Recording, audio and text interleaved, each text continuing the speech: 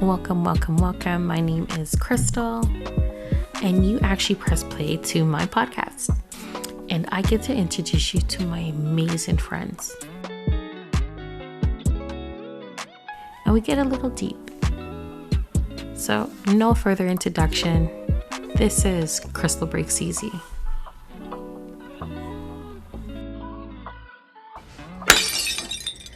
You're listening to Krystle Breaks Easy. I am your host, Krystle. I have a very special person with me here today. I have known this person for over 20 years. Over 20 years. Over 20 years. We have known her.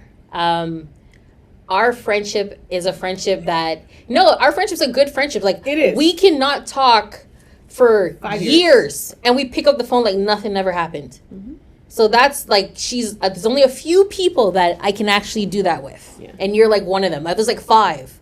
I'm like, yeah, we're good. Yeah. Like, as long as we see each other, if we talk, if anything else is going on, we're good. Yeah. The one and only Miss Charlene. So, Charlene, we're going to get right into it. You ready? Yeah. You ready for this? Good. How did we meet in your point of view? I'll share you mine, but I want to hear yours. Okay, so I was dating this guy. I'm sorry. I was maybe 17. I was dating this guy. He was pretty popular at the time for what was going on in our generation. Yeah. And I mean, the twins, everybody knew the twins. Yeah. Right? So, I mean, I knew of them, but I didn't formally know them. And so he was friends with them prior, like he knew them prior. Yeah.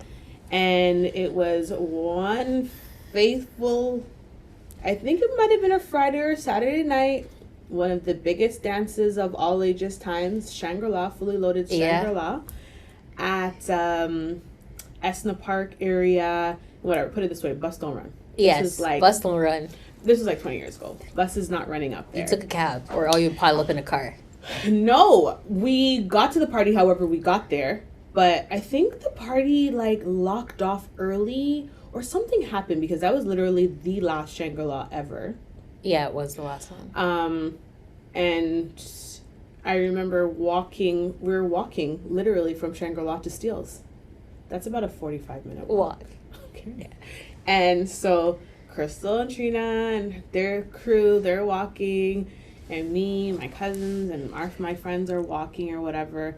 And it just kind of was like a joke, like, yo, when are we getting home? We don't even know we're getting home. Which blue night? Like, I remember those times for me, I had to have been going West End because my cousins were from the West. I never really stayed in Scarborough for anything, even though I was like a Scarborough girl. Yeah, you're a Scarborough girl.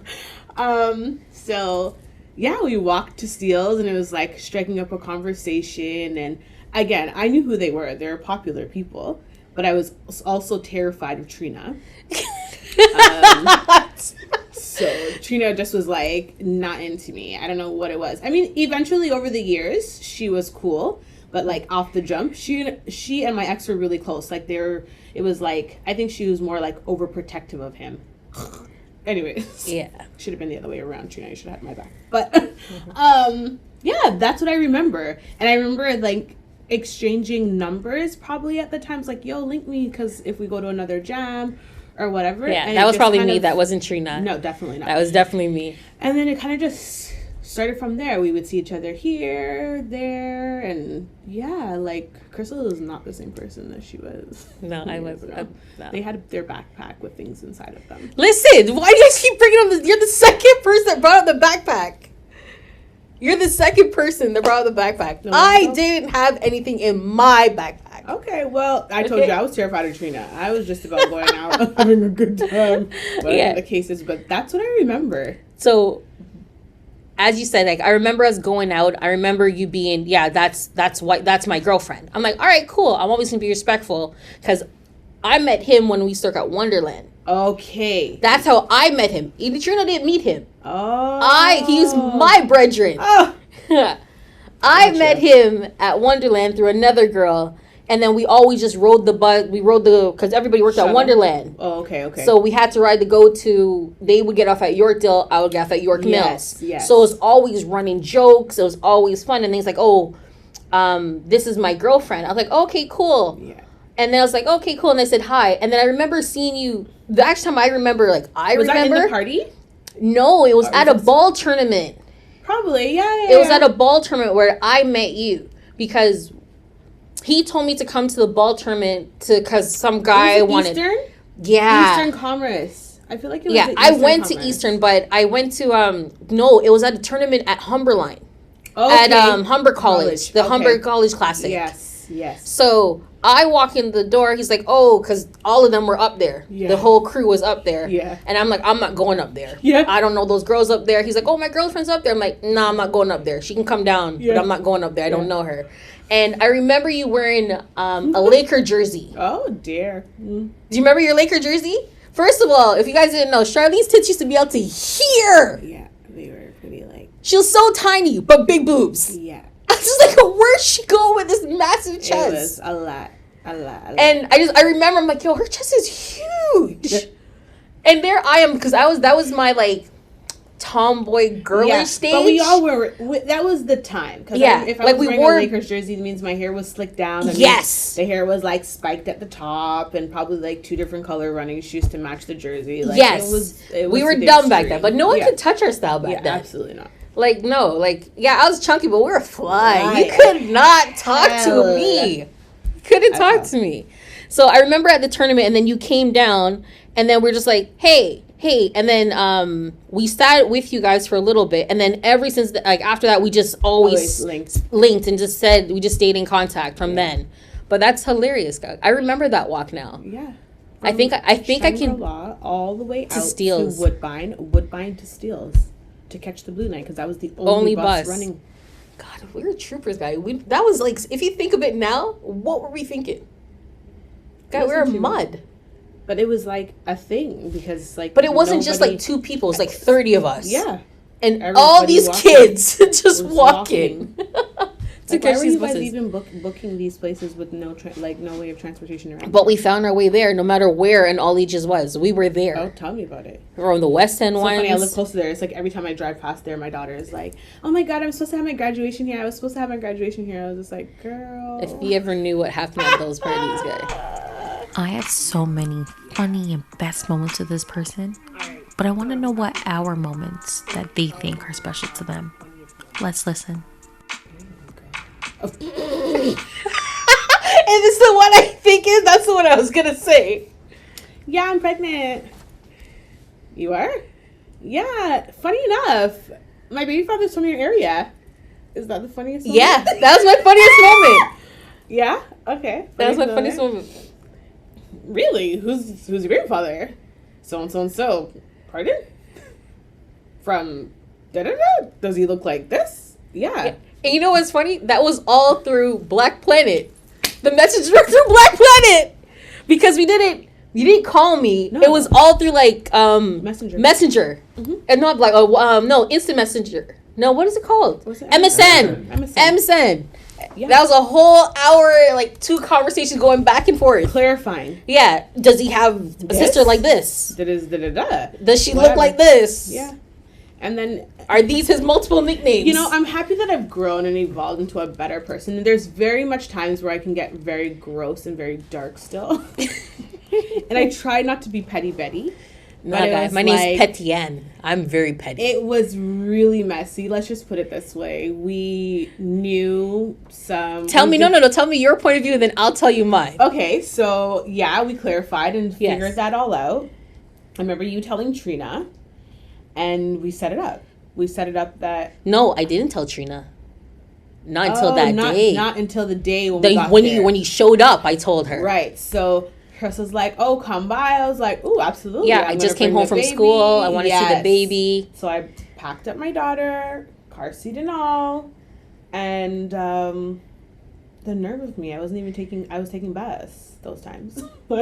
That's how gross I was. But I wanted this to unfold. Mm-hmm. So I showed up at her house. Yep. We were chilling in the basement. We were downstairs with the baby. At first, we were upstairs. We were first upstairs in the living room, talking, and nobody else was there. I think there was maybe one person there. I think there was like a Filipino girl hanging out there. Trina's friend, yeah. Right. And so we were just in conversation, whatever, and me and Krystle being the two petty people that we are. Very. She then says to Trina, "You don't know whose baby this is?" And when she told her, Trina's like, "What?" No, I didn't tell Trina until after. No, I'm telling you, because remember, she was there. Her sister was there in the house. Oh yeah. Pause. Let me finish the story. Okay. Yes. Let me finish the story. Charlene told me she's expecting. We found out who her baby father was. I was like, "Say, bet. Do they know?" She's like, "I don't think so." No. Because he's like keeping me on a hush hush. I'm like, that's not good. He had a beautiful baby. The baby looks just like his sibling. Them. Yes. Like you would have thought his sister gave a baby. Okay. Twin. I was like, yo, bring the baby by. Because they live in the neighborhood. Mm-hmm. I'm home from school this weekend. Let's come by. Charlene came by with the baby. First of all, let's talk about when Charlene came in the house. That's when polo was like big. Purple polo, purple and turquoise J's. Every hair was done. That's when you had the curly wigs. Curly wig, lip gloss, pop in, come in the house. I was like, okay. Mind you, Lyric is wearing the same outfit. But baby version. Yep. Purple, shoes, all. And she had a little headband and full head of hair. We're in the house, we're talking. My mom says hi, says they have a beautiful baby. Trina and her friend comes in. The friend is your baby father's, at that time, in-laws. So he already had a situation. And he didn't tell nobody about the situation. So her sister came to the house, and she's playing, "Oh, the baby is so cute. Can I hold the baby? The baby's so beautiful. Who does she look like?" And me and Charlotte like, "Bruh. I don't know. Who does she look like? Who does she look like?" And she's like, "Oh, she looks like so familiar." We didn't tell her until she left. No, guy, it's more than that. So Charlene's at the house. Everyone's playing with the baby. We took pictures. She left. He knocks my door because I walked you back to Don Mill Station. Yes. He knocks my door and said, "Hey." I'm like, "Yo, so isn't this your baby?" He's like, "Yeah." I'm like, "So why does nobody know?" He's like, "Oh, shh. Yeah. Shh, Krystle, shh. I'm like, "Well, I just walked her to Don Mills. You probably can catch her if you call her at Don Mills." And he's like, "Oh, okay. So he already came to confirm. So I'm not lying. I go back to, this was like a Friday. The weekend happened. Yeah. I go back to school the Sunday night. I get a call from them. His supposedly situation then goes, "Krystle?" No, Trina calls me. And Trina's like, "When you left, I told Trina." And Trina's like, "Yo, you're a bitch. Yeah. Why you had the people holding the opinion?" I'm like, "I don't know. I didn't have nobody holding the opinion. They asked to hold the baby. Go ahead and hold the baby. That's not my problem." Mm-hmm. So I go to school. I get a phone call. Trina's like, "Yo, I have you on speaker. They want to ask you questions." Sure. "Krystle, that girl that came to your house on Friday, is that so-and-so's baby mother?" "Yes." "What do you mean?" So should I tell you that they had sex and she got pregnant and 9 months later she pushed out a gorgeous baby?" This is me on the phone telling him straight. Trina's like, yo, their faces all just went like, "So did you know?" "Yes." "Did he know you knew?" "Yes." "Yep. So why would you invite her to the area?" Pause. "I invited her to my mother's house where I live." Yes, you're right. So what are you telling me? I can't invite my friend to my house? Yeah. That has nothing to do with me telling you about your man. Yeah. So you can have a conversation with him. I remember you called and I hung up the phone. I'm like, "You're right. Why are you calling me about your man?" Yeah, you're right. This is my friend. Yeah. If I ask my friend to come if I want to see her baby and give her a gift, exactly it. And you're gonna call me days later, your sister shouldn't be playing up with the people that pick me. Thank you. Asking who she looked like. You know exactly who she looked like. And after that, they just continued to terrorize my life for like. Did they really? You should have told me, guy. We should went up there and draped up people, guy. They were terrorizing me for like. I don't talk to those people from that day. Before that day, I haven't talked to them. I would say like, maybe like a couple of years on and off until their situation was like.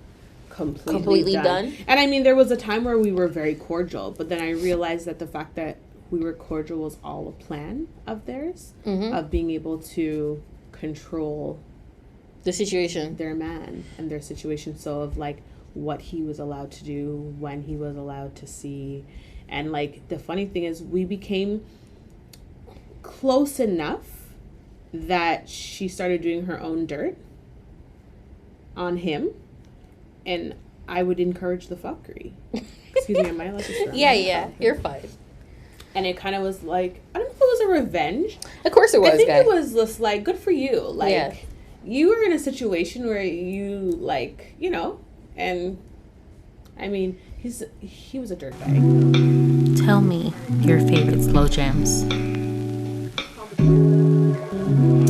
God, Krystle. Okay, I'm the type of person as far as music, yes. I love music. For me to say that I have a favorite, I don't know. Okay, so I think my thing is music impacts me at a time of where I'm at in my life, what I'm going through, and who's kind of present. Those three things are like super big for me. So right now, I'm pregnant. Yes. And my situation at the time is a lot different than my first. I would say I'm more in a lovey-dovey kind of stage. Yeah. Lovey-dovey scared stage, kind of. Okay. So I would say... Are you scared because you don't want to just, like, give it all because you feel like there's something going to slap you from past experience? Yeah. I play on the fence of, like, some things are just too good to be true, and play on the fence of, like, you know, what's yours will always be yours, or everything happens for a reason kind of thing. So I battle with those two. But I guess we'll touch on that. Yes. But based off of that, yes. I think her Damage is one of the first time I heard that song was on your Instagram story, and I think for like 2 weeks straight that you just had it on, like, just kept on going. And it was, and I mean, the song is not a bad song, and if you even kind of ask me like what the song's really about, I probably can't really like pinpoint it, but it did something to me where, like, literally it would come on and I would get so emotional, and I would tell him, I'd be like, I don't know, there's just something about this song that, like, every time I hear it I get like choked up. So like that would be probably one. Can you sing your favorite part in the song? No, because I don't know. I can't even remember right now. Another one is While We're Young. By her? Janae. No. Oh, Janae Aiko? Yeah. Why? There's something in the lyrics that's basically like, I think she says something like, we'd be crazy, or people think we're crazy. I think we should do something crazy. So the fact that it's been 18 years, he's done his thing, I've done my thing, and it's like we reconnected last year, and it just didn't fire, like it just didn't happen. And then this summer kind of was like a spark of our friendship has always been there, but the spark was a little bit different this summer, kind of thing. And so it's like, this is completely crazy because it's a 14 year difference. And it was kind of like, and I don't know if this is sound bad, but it could have been anybody within that 14 years. Yeah. I've been in relationships. Whatever the case is, there was a time where I wanted to have a baby so bad, and it just wasn't happening. When I was in a relationship with somebody else, and you kind of look back now and you think to yourself, I guess it really wasn't supposed to be that person. Like the connection when we connected and it didn't spark, to where we were at the time in the summer to where we are now. It kind of like signifies our friendship. We're completely different. It's a whole different thing. So I think While We're Young is like another one, because it says, I think we should do something crazy. like say fuck everyone. Nobody knows who the person is. Yes. It's one of those things as well where I probably will never disclose the information. And, I mean, I'm a detective when it comes to certain things. I'm sure people will be able to piece things together eventually. My whole look on it is like, when she's ready to tell, she'll say. That's how I looked at it. Like, I was just happy that you're happy. And I may never. I don't know for how long. Yeah. But I kind of think like I went through a phase in my life of feeling like, yeah, I want everybody to know my business, or you know, I want everything to be showcased, and I'm worthy of being this person, or whatever the case is.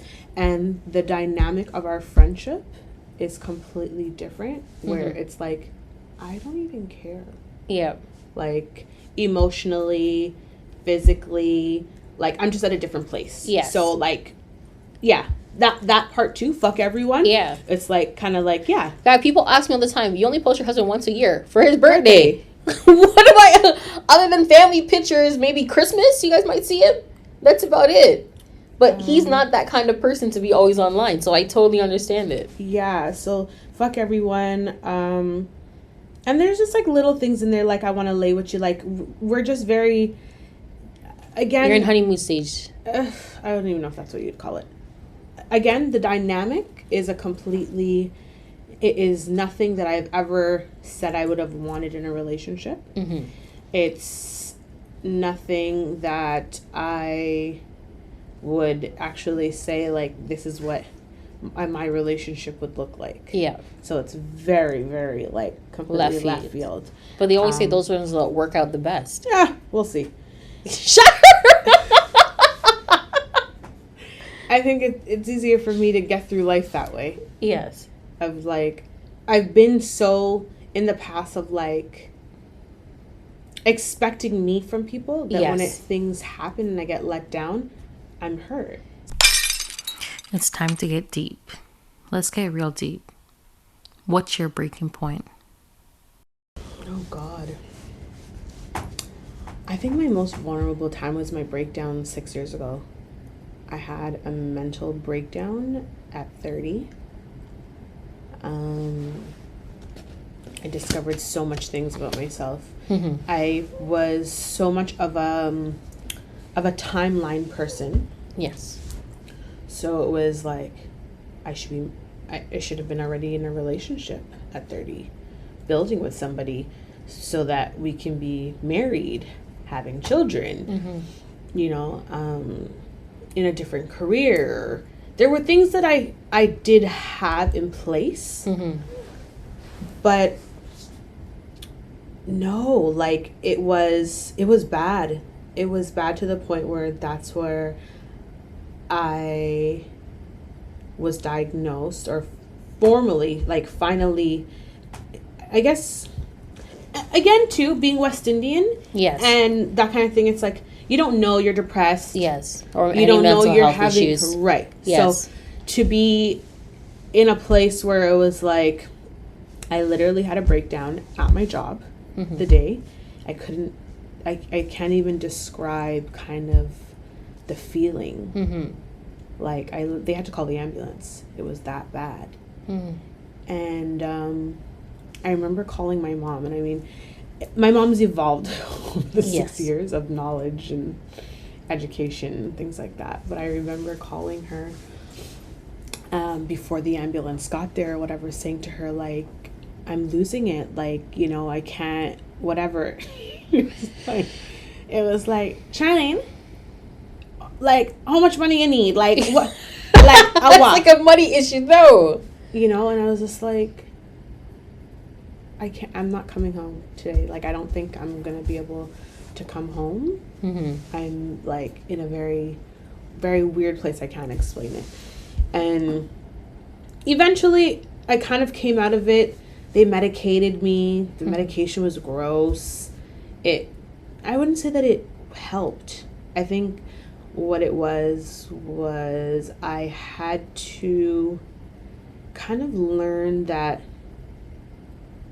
my life, that person's life, this person's life, everything is different. Yes. And it was like, you're okay. You're alive. You'll get over it. There's definitely times where the anxiety would kill me. I mean, anxiety still, even now, I think is still an issue. But as far as like being medicated and things like that, I don't need it. I had to find my own ways to cope. Mm-hmm. And could you share some of your ways? Were you like usually journaling? Well, at first it was smoking. Mm-hmm.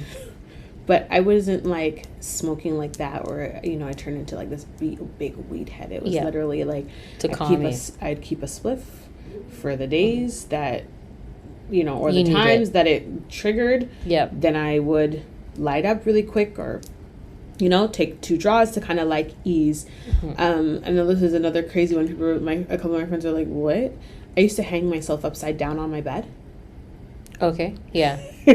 So that like the blood would rush to my head. Yeah. So that when I flip over, it's kind of like I'm focusing on something else. Yeah. Of like trying to like regain back that feeling. So that was another coping. And honestly, I found 1 and 2 people that I was able to kind of like tell how I felt without being judged. Very hard. So, or even like, like, I'm here for you. You can tell me anything. And it's just like, they're the same ones that like, yo, can you believe? And I don't even know if that's it. It's just like, I never felt, I don't know if I could say that at the time. Maybe there was like, even now it's like, I know so many people, and it's like, you tell some people things and it's like, do they really care? Very true. So it's like, perfect example. I'm here with you, and you weren't only like the call. I made 30 calls that day, and I said, this first 6 that answer me back are this first 6 that I'm booking. Charlene, I know the whole of Toronto. Yeah, clear, 100%. And you don't think I'm asking you just to spend an hour of your time. You're not driving to Kitchener. Mm-hmm. You're not driving to Kitchener. I found something central that everyone can come on and off the highway. Right. And it's like pulling teeth. Yeah. And I find even with that, it's kind of like you go through the motions and you go through life in that sense of, who's there for you? What does that look like? Yep. I think the biggest thing that I struggle with right now in my life is not expecting me from people.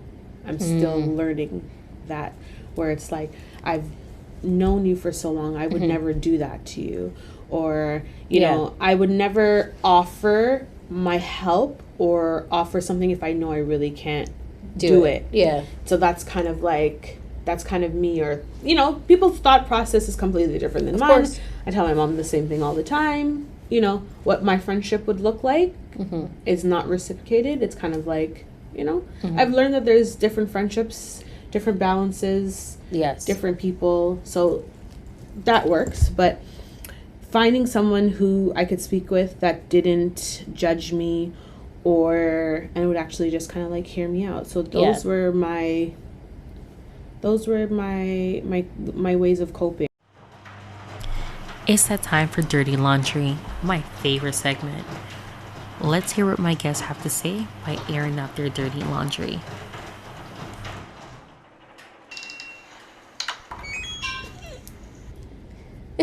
Just your laugh alone. I would say last summer. I feel like it was last summer. 2020? No, maybe 19? When everything was open still? Yeah. It was 2019.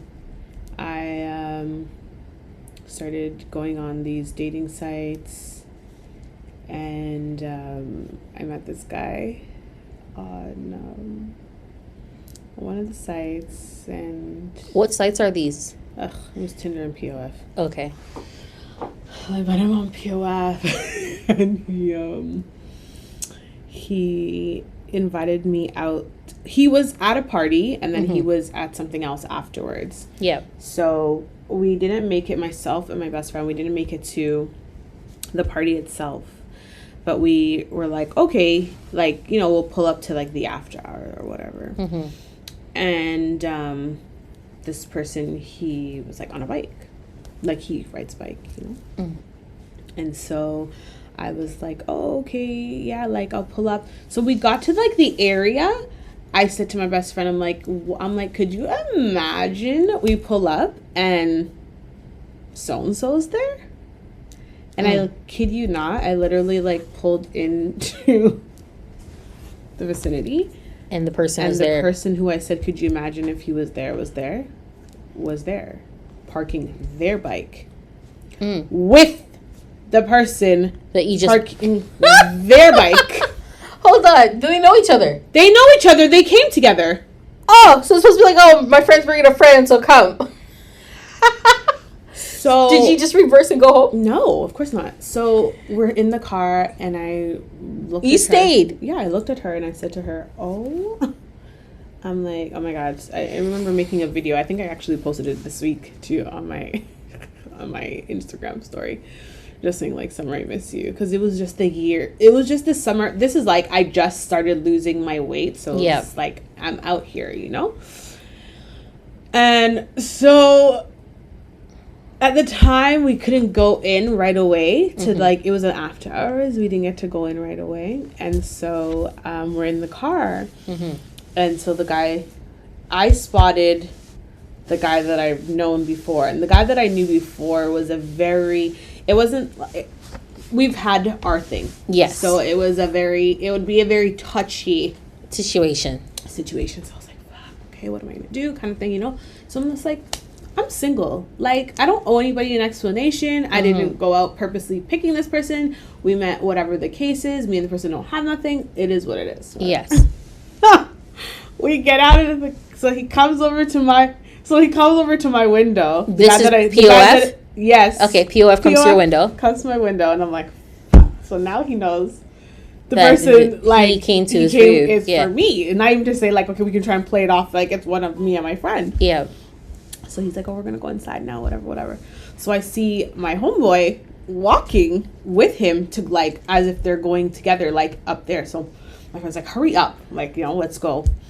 So we're walking. So the guy that I know is stopped, and he was like on his bike, and he's like, yo. So I was like, oh, hey, what's up? And he's just like, nothing. And he's like, oh, you guys are the girls from the east. So I'm like, no, we're coming from North York. Correction, we don't live in the east, we live in North York. So I'm like, no, we're coming from North York. Like, no, that wasn't us. So like, that goes to show you, POF told him like, yo, I have some girls pulling up. So he didn't end up coming into the party, or whatever the case is. And POF, you know, went in with POF and whatever. And it POF and I, nothing evolved. It just kind of, we spoke, had a conversation, whatever the case may be. It was nothing. But the guy that I know, yeah, I could tell it was like a little bit of a dig, yeah, whatever. But it is what it is. You're doing your dirt when you had the opportunity to do the right thing. So yeah, I think that would be it. It's time to be inspired. So let's ask my guests, what's going on with them? In business, life, new adventures. I'm working on a couple of projects. I don't like to talk or get into them too much because like I'm trying, again, here we go with the timelines, but it's like timelines for certain things. But it's definitely impacted by him. Okay. In that sense. So I'm working on that. I'm working with an amazing company as well called I See Me Kids. Okay.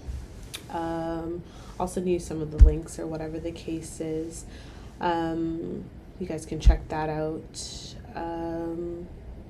What kind of stuff do they have? Is it like clothes? Is it? It is clothes, t-shirts, pillows, things like that. But it's more of a way of our children being able to it's a black owned business, but it's not a black like exclusive line. Okay.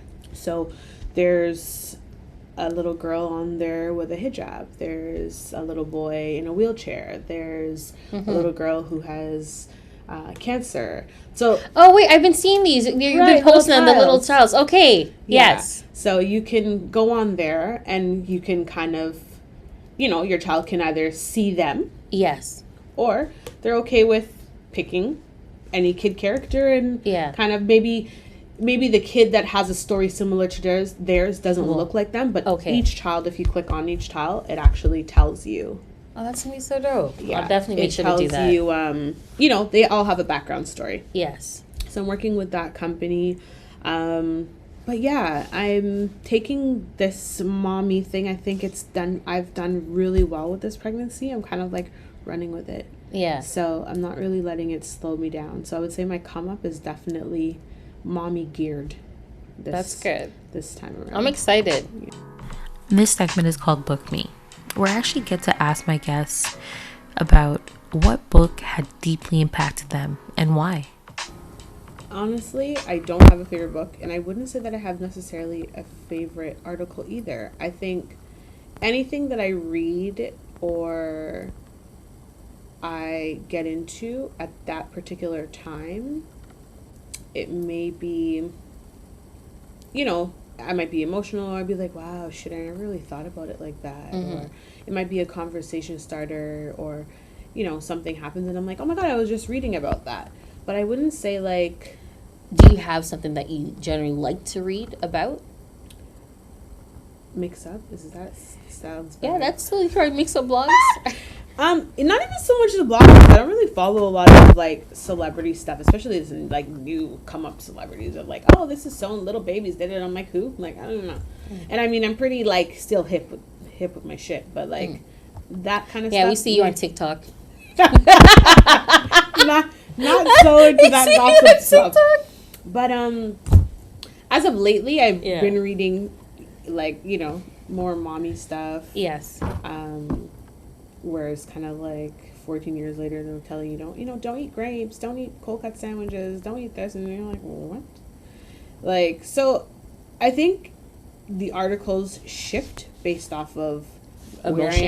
Where I am, emotion, and that kind of stuff. I may have conversations, or I'll like say I want to read a book, and it's not even that I don't really have the time. If it doesn't grab me in that first 6 pages, just like, I bought Sister Soldier's new Coldest Winter, the winter book, and I haven't even started it yet. Oh man, I think I also didn't. I think I've also haven't started it because I have not seen a lot of reviews. The hype to get it was there, and now it's like you all should have been done by now. And so I bought mine last week. I bought mine last week, but I still never read Portia's book. So I was reading Portia's book thinking it had some way to tie in, but I just got checked that it has nothing. I thought that because it was the continuation of that story, that it would have been different, because Midnight was garbage. Midnight and Midnight 2 were absolute trash. Oh my gosh, that's what I felt. I was like, how did you make this guy, like, who is this? Like, where's the Midnight from the book? Where's that one? Like, where did you go and get this Japanese girl from? Okay, you know what's funny? when I read that book, my goal purpose was to find a dark skinned man that looked like Midnight. Thank you. That was my whole goal.